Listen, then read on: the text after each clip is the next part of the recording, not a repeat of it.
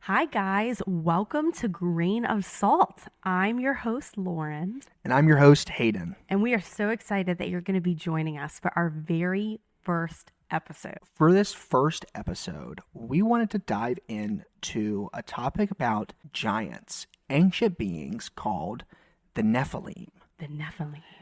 It sounds so weird and out of the ordinary. Why the heck do giants matter?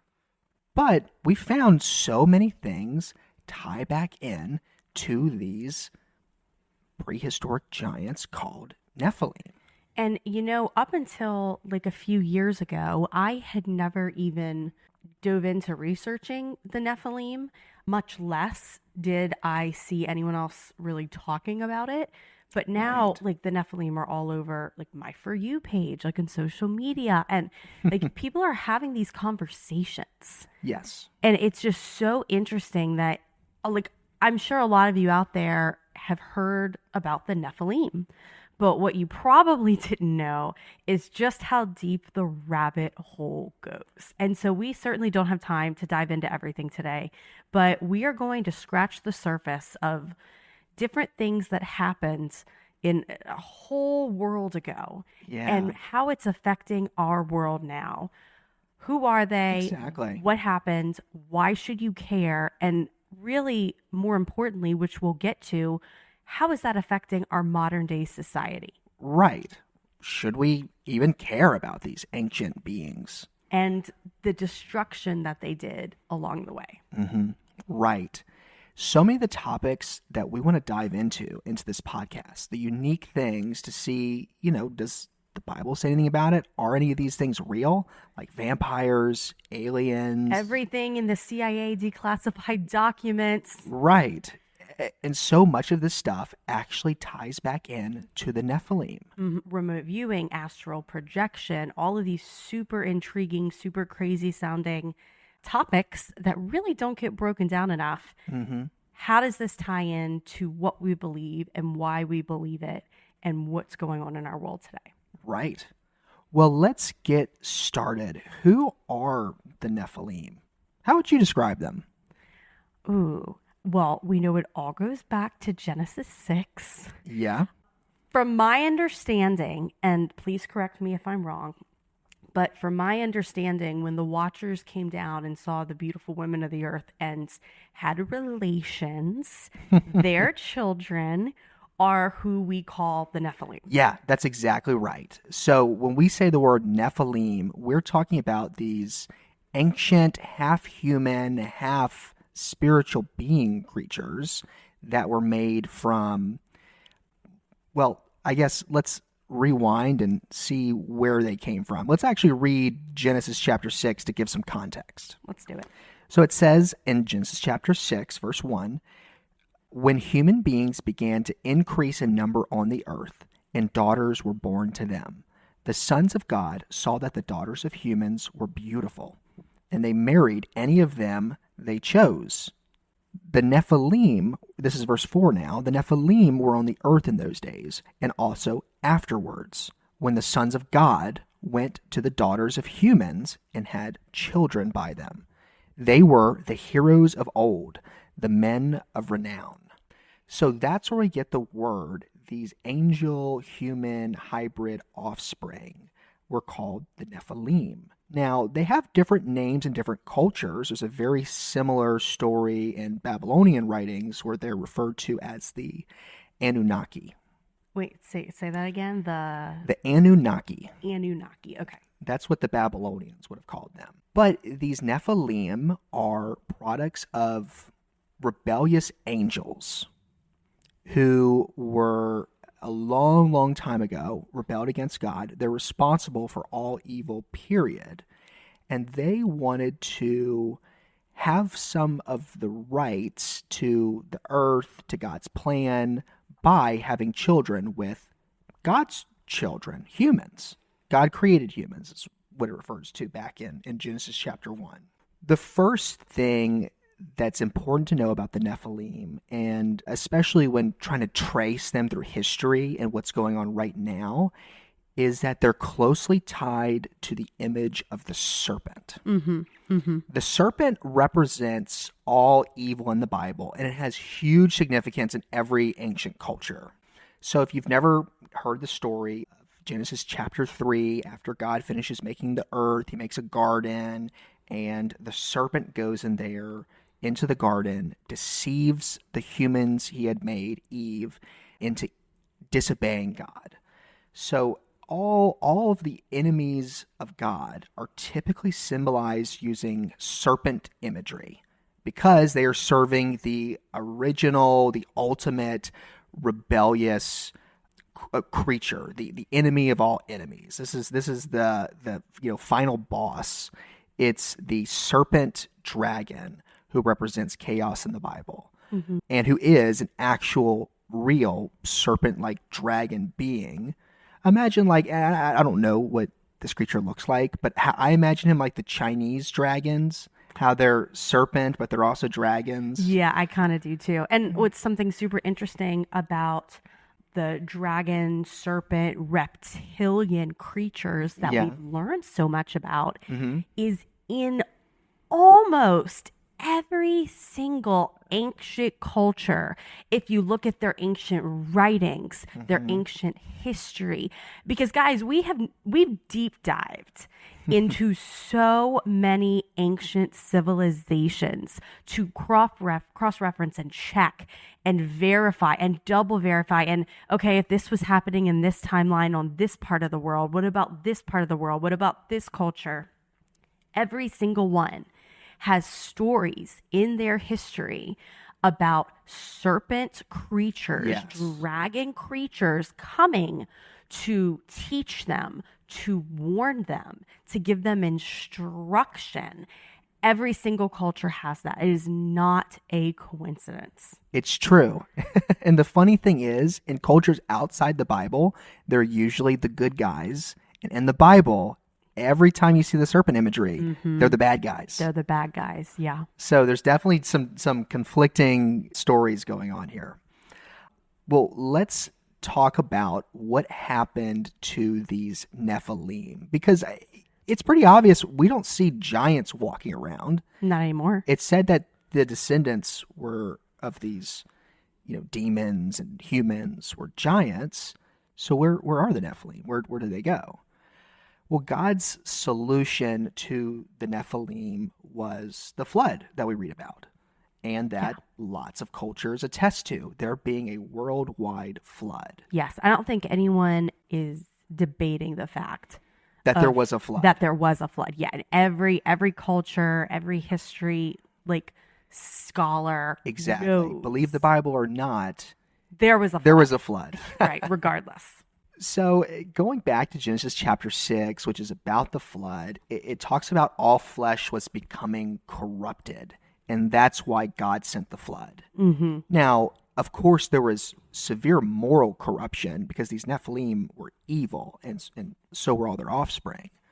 But there was also, in a sense, some literal corruption because you have the human genome being changed by these heavenly creatures. Yeah, there was a lot of genetic manipulation happening in that time. And, guys, we don't have the time to be able to dive into all of our sources, but we are going to put all of our resources, everything that we have learned, all of the nitty-gritty detail here for you in the show notes. We're going to make it very easily accessible for you to do your own research, to dive in, to not just believe everything you hear, everything that you read, but actually to deeply research what you believe and why you believe it. And we just want to be here as a resource to help you do it. So when we say stuff like there was a lot of genetic manipulation, even if we don't dive into where we got that information from, you can find it, and we want to equip you to help you do that, to do your own research. Yeah, we will dive into everything in future episodes, but don't take our word for it. Take it with a grain of salt and read the show notes. Exactly. Do your own research, guys. Yes. So all of flesh, like it said in the Bible, were becoming corrupted, and humans were becoming limited. The Lord said that the only righteous people humans that he saw were Noah and his family that weren't corrupted. Now, this is where we theorize a little bit about what was going on. And so take this with a grain of salt. But here's my theory of how I think the fossil record of humans actually points back to this flood narrative. So there are pre-ancient, creatures known as Neanderthals. Mm-hmm. Neanderthals are actually not our ancestors. Mm-hmm.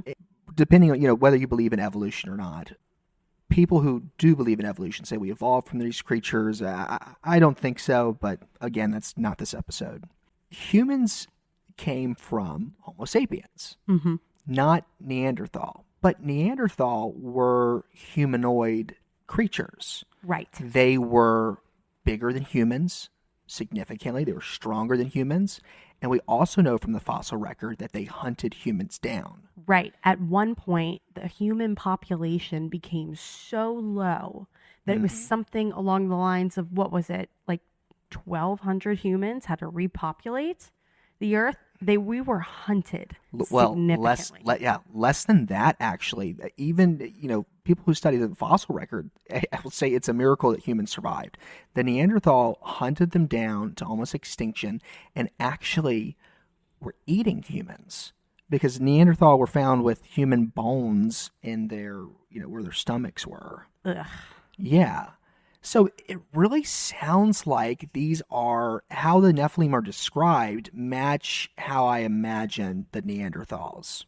In addition to that, we know that they hunted the humans down to only 1 or 2 families. Mm-hmm. So we're talking about like 10 to 20 humans. My gosh, that's definitely way less than 1,200. And then all of a sudden, something flipped. The Neanderthal started dying out. The humans started reproducing and growing, and now what we have today, a human-dominated world. But they have no idea how this 1 or 2 families ended up surviving. And my theory is it was Noah and his family surviving through God saving them from the flood. Wow, that's really interesting. So if that's true, that's really neat. We don't know for sure. Mm-hmm. But what we also need to speculate, because we know that humans survived the flood, God saved us, but how did the Nephilim survive? That is really interesting. Yeah. There is, as you know, I don't know if anyone listening has ever read this, but the Epic of Gilgamesh. Right. That is just one account of what we are about to break down. And all these different historical writings, scrolls, like the literature, just like I said a few minutes ago, of these warnings and the guidance, Right. quote unquote guidance from these serpent-like creatures, it all goes back to even before the flood. Yep, that's exactly right. The Bible doesn't say how the Nephilim survived the flood. It acknowledges that they do survive the flood because it brings them back up in later scriptures and later events going on in the Bible, which we'll mention some of that. The reason the Bible may not have mentioned how the Nephilim survived the flood is because around the same era was circling what Lauren just mentioned, the oldest story ever written, the Epic of Gilgamesh. The Epic of Gilgamesh came from a similar area in the Middle East, and it's about a hybrid, a god, quote unquote, and like think about it, if an angel that could transcend dimensions and do things that people would only know as magic, advanced science and abilities beyond what humans can comprehend, they probably thought that these creatures were gods. Mm-hmm. I mean, you'd be 50% heavenly creature. Exactly. 50% human. It's like a Hercules situation. Yeah, exactly right. I think Hercules would have been what the Bible calls a Nephilim. Now, Gilgamesh was a Nephilim. He was a hybrid of a god, little g, and a human. And in the Epic of Gilgamesh, he also learns about a coming great flood from a talking serpent. Ooh, that's not suspicious at all. Yeah, same talking serpent that's mentioned in the Bible, Genesis chapter 1, perhaps. 3, could be. Gilgamesh is warned about the flood. He's told to build a boat. He does, and he survives the flood, according to the Epic of Gilgamesh. Mm-hmm. Now, the Bible doesn't mention anything about that, but what's interesting is some other ancient sources might. You have writings like in the ancient Native Americans. They write about, after a flood, giants sailing to them from an unknown place, saying that they were from a city that was destroyed in the flood. And they were giants that had red hair, and their ships had the symbol of the serpent. That's interesting. Very interesting. Could they have been surviving Nephilim? There's a lot of ancient tales. They would call that ancient city destroyed in the flood Atlantis, of a city that ruled the world, that had giants, and it was wiped out in a great flood. So you find these narratives all over the ancient world, And on every continent. what I thought was also really interesting is when we first started diving into these ancient texts, you hear it once and you're like, oh, okay, well, whatever. Then you learn about like pretty much the same thing that happened again and again and all these different cultures. And it's like, okay, a pattern starts to emerge. It's like, okay, all of these people in ancient civilizations could not have possibly made the exact same thing up. Mm-hmm. The longer that we dive into all of this, the more I am convinced that most of the time it's not a coincidence. Right. Yeah. What are the odds that so many different cultures, a culture on every continent, Every continent has a story about this flood and about the survivors of it? So these people who survived the flood, these Nephilim, become in the Mediterranean. They're known as the Sea Peoples, and then later on the Phoenicians. The Phoenicians. Yes. So I want to talk now about the surviving remnants of the Nephilim and what they did after the flood. Yes. Okay, wait. Pause. Go back to the Phoenicians. You're going to need to refresh me on the Phoenicians. Didn't the Phoenicians invent what we call the modern day alphabet? Yeah, that's definitely right. So let's talk about the Phoenicians. The Phoenicians also have stories of their ancestors, the Titans, having a city that was wiped out in the flood, Atlantis. Fun fact for you, the word Titans that they use about their ancestors is the word Rephaim, which Ooh. in the Bible is actually what the giants are called after the flood. Rephaim. Mm-hmm. Okay, I did not know that. Yeah. So the ancient Titans talked about in Greek and ancient Phoenician culture were the Rephaim, what we know as the Nephilim. Ooh. Mm-hmm. That's So interesting. these are the Phoenicians. The Phoenicians are descended from giants. They have the largest trading network in the world at the time. So they are bringing goods between the Mediterranean and Northern Europe and even Ireland. No culture was sailing that far distances back then. This is the ancient world we're talking about. They were excellent seafarers. There's also some conspiracies that I've heard about there being evidence and stuff that the Phoenicians came to America thousands of years ago and were some of the first people to discover America outside of the ancient Native Americans. They could tie in with some of those myths about the giant sailing there. But we don't know for sure. That's speculation. They sound like Vikings. Well, the Vikings actually have some common genetic heritage with the Phoenicians, interestingly enough. Yeah. Ooh. Maybe we'll dive deeper into that in another episode. I think we'll talk some about that today, though. Yeah, the bloodlines go so deep. It's so interesting. We can't get it all today, but Yeah. Man, when you dive into those bloodlines and you trace all of the bloodlines back to the ancient cultures, to people who are alive and operating today, like Mm-hmm. so many people have blood ties to all of these ancient civilizations Right. who were first, second, third generation hybrids. Nephilim. That's right. So many bloodlines. But before we get into all that, we got to keep talking about the Phoenicians because there's a few other interesting things we need to mention before we tie everything together. The Phoenicians had several symbols that they used in ancient time that we still use today. So one of them is the swastika. Ooh. Oh, yeah, the Nazis didn't invent the swastika. It didn't always mean. I knew that. I just did not know it originated from the Phoenicians. Yeah. Well, the Phoenicians did kill a lot of Jews, and so did the Nazis, so maybe it Well, does tie in. I just think all these connections are so crazy. Another Phoenician symbol was the blue hexagram.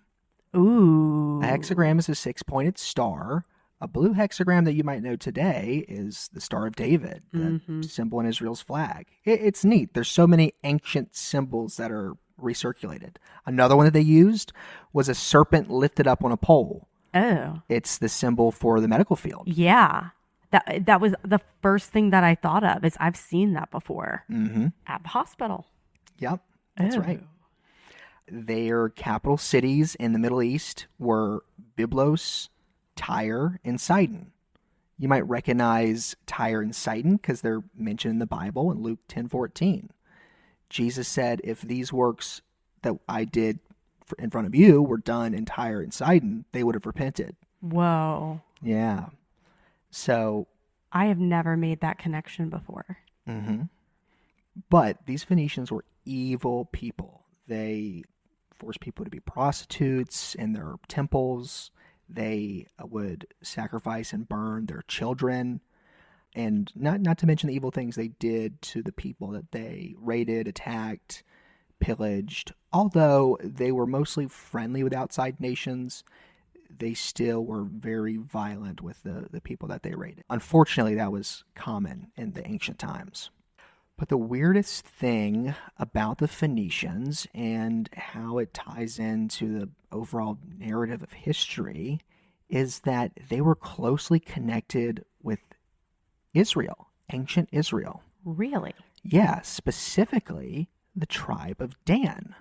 Ooh, the tribe of Dan. Mm-hmm. The tribe of Dan has been very interesting to me in the past few months. Right. I need you to elaborate more on the tribe of Dan, but I already have a lot of thoughts. Well, so the Phoenicians, this is how we know they're connected to the tribe of Dan, because different ancient literature points to wherever the tribe of Dan went and settled, they named after their leader, Dan. And the Phoenicians also, many of their settlements, they named Dan, which is not a Phoenician name. No. So the Phoenicians settled the Danube River in Europe, for example. Denmark, Donbass region, Donetsk, all places throughout Europe named after Dan. That's interesting because we know that of all the tribes of Israel, we know that the tribe of Dan would always settle further north than any of the other tribes. That's And right. They went further and further Yes. and further and further until eventually, surprise, surprise, you're looking at like modern day Europe. Yeah, Ireland. Settlement in Ireland, and the ancient Irish actually said that they were descended from these red-haired giants, and they called them the Althaday Danan. I actually forget what the Irish name is, but it translates to tribe of the goddess Dan. That's interesting. Very interesting. Those ancient people in Ireland had sea serpent, dragon symbolism on their armor. The Danan, I think is what they're called, were eventually defeated and retreated underground, returning in ancient Ireland as what is known as fairies. What? That's where we get the idea of fairies. The ancient Irish red-haired giants were defeated in their mythology, and they retreated underground, but then returned later as fairies. Like Tinkerbell. Yeah, What? pretty weird. But what's interesting is that might tie into the same narrative that the Bible could hint at about the giants. I'm gonna need you to break that down for me for a second. There are some hints in Scripture that that when the Nephilim were wiped out in the flood, their spirits became unclean spirits, what we would know today as demons. A couple of verses might allude to this. Psalm 88:10 says, "Do you work wonders for the dead? Do the departed rise up to praise you?" And then Isaiah 26:14 says, "They are dead. They will not live. They are shades. They will not arise. To that end you have visited them with destruction and wiped out all remembrance of them." Where it says they are shades, they are dead, they do not live, they will not arise.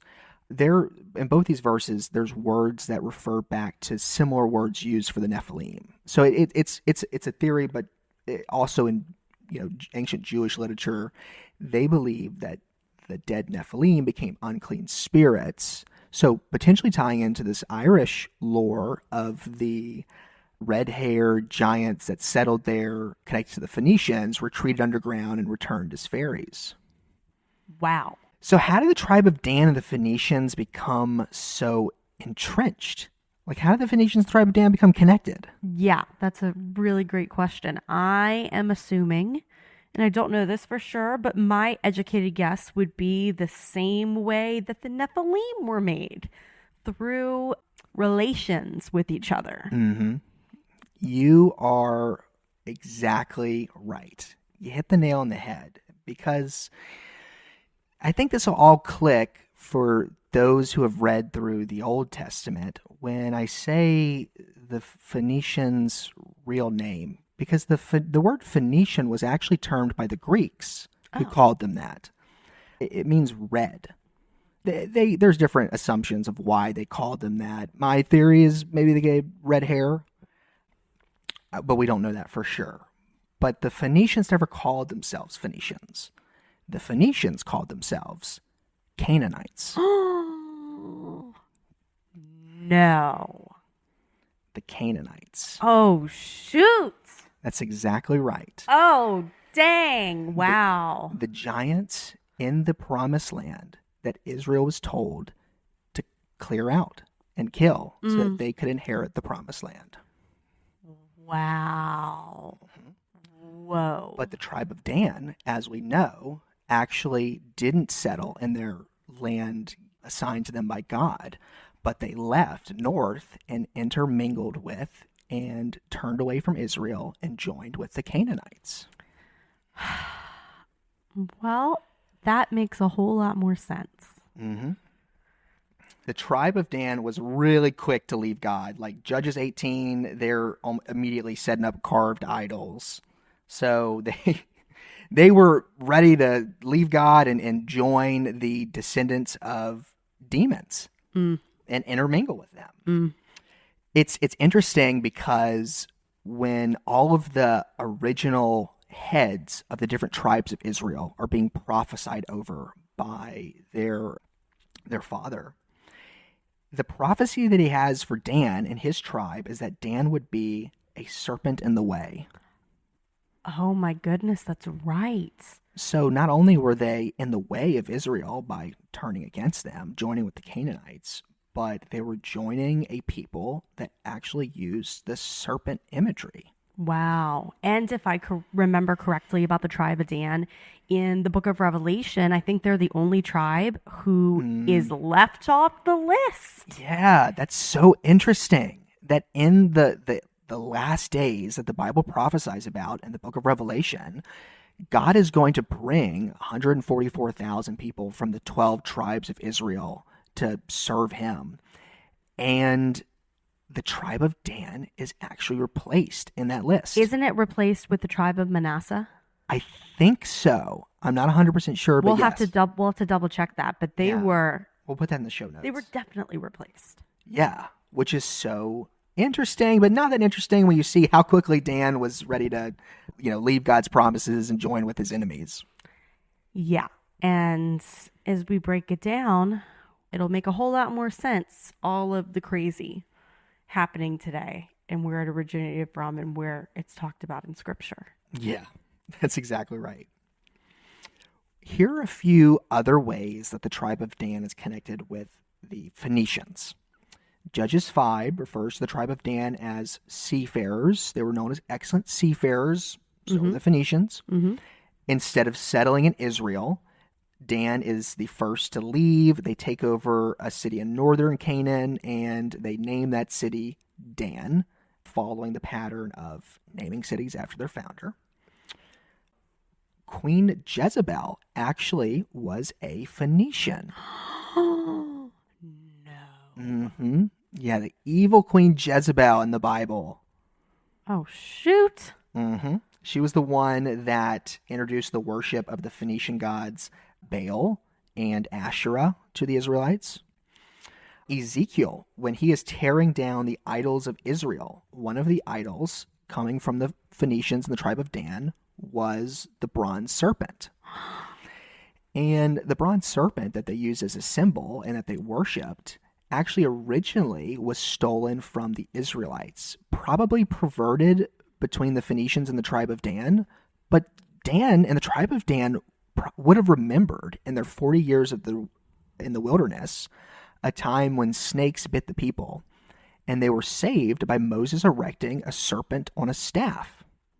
Oh my gosh. It was a foreshadowing of Christ being lifted up to pay for their sins. Yes. But it was perverted and worshipped as an idol, probably twisted through the tribe of Dan and their connections with the Phoenicians. And the Phoenicians make it a symbol that we know today is one of their ancient symbols.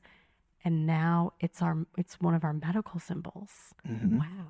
I am like connecting so many dots right now. This is crazy. Isn't that? Yeah, it's so crazy. So this is also what Ezekiel does, and he's prophesying in Ezekiel 28:13. God, speaking through Ezekiel, he actually addresses the king of Tyre, which is one of the capitals of Phoenicia. He addresses him as Satan. Ooh. So not only was this king spiritually influenced by Satan, but quite literally he was a genetic descendant of the Nephilim. Ooh. Yeah. Wow. But there is, I guess, a good ending for the city of Tyre. Jesus extends mercy to Tyre. He's a story during one of his travels.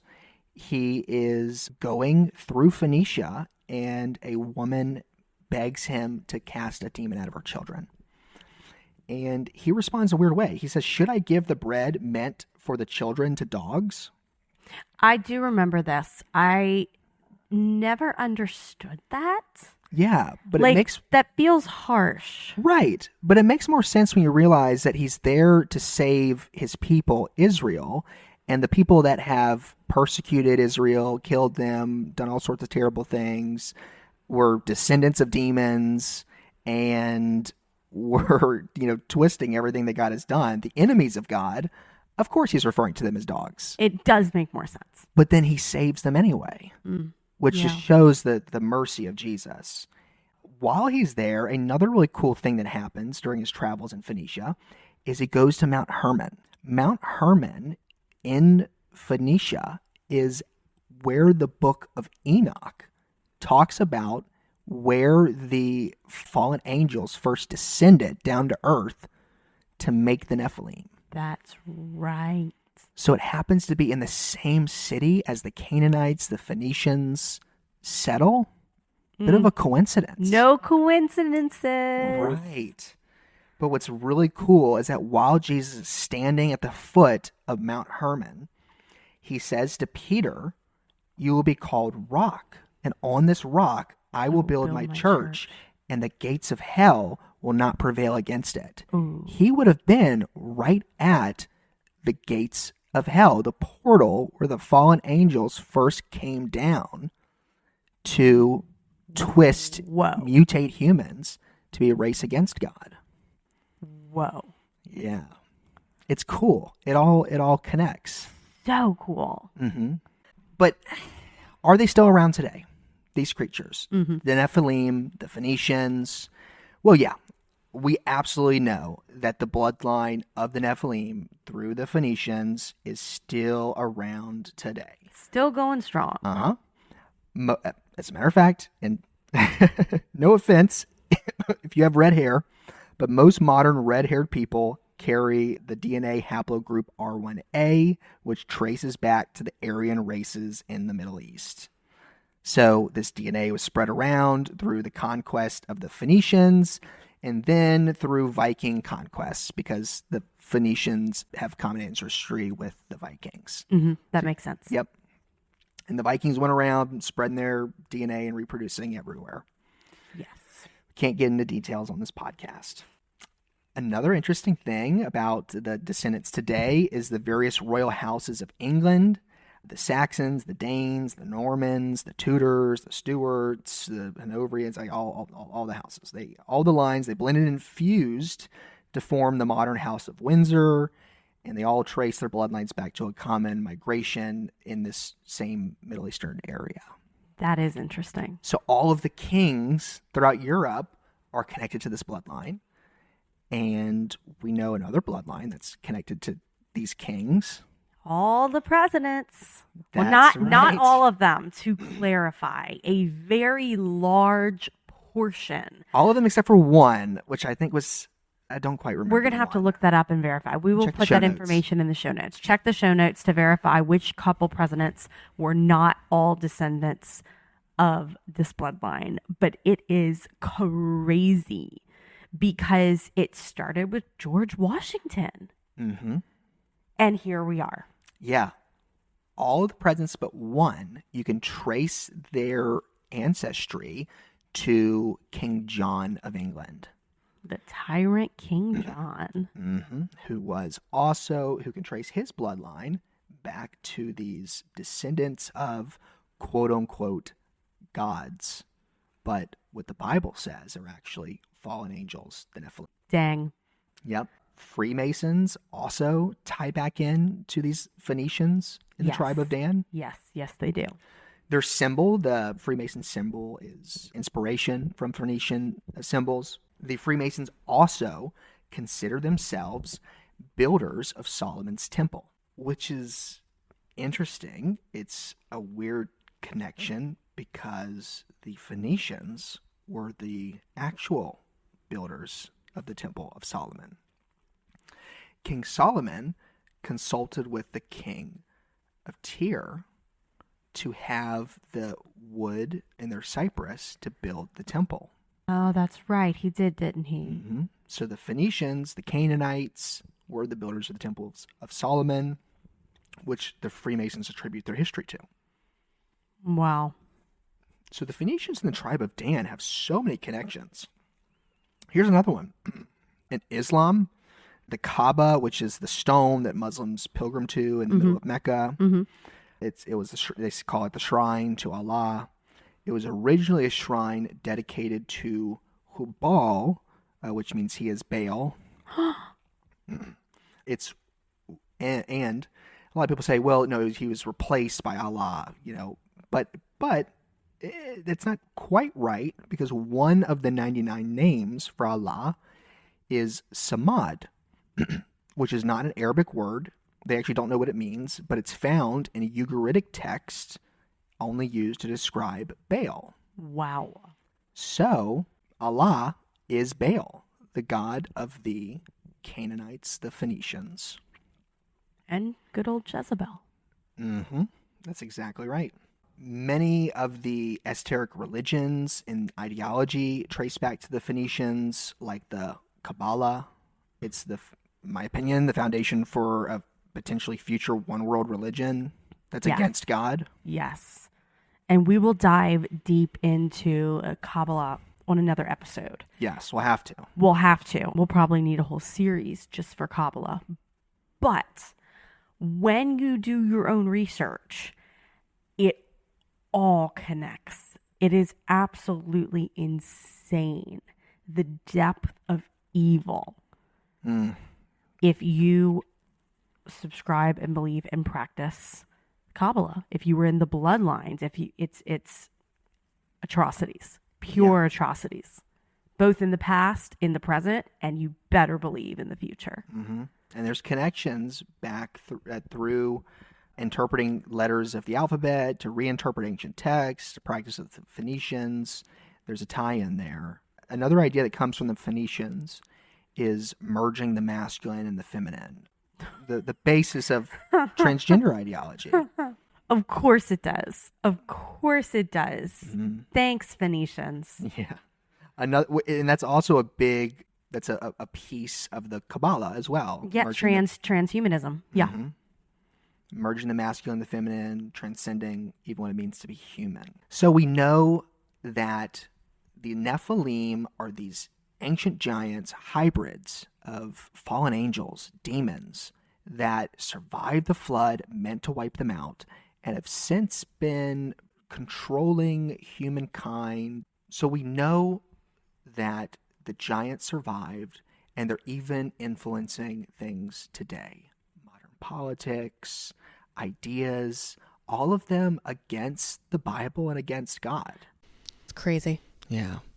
Well, thank you so much for listening to our first episode. We are excited to dive in deeper with what are the results of these Nephilim bloodlines being in so many high places, and how do other ancient rumors like vampires and warlocks tie in, even aliens.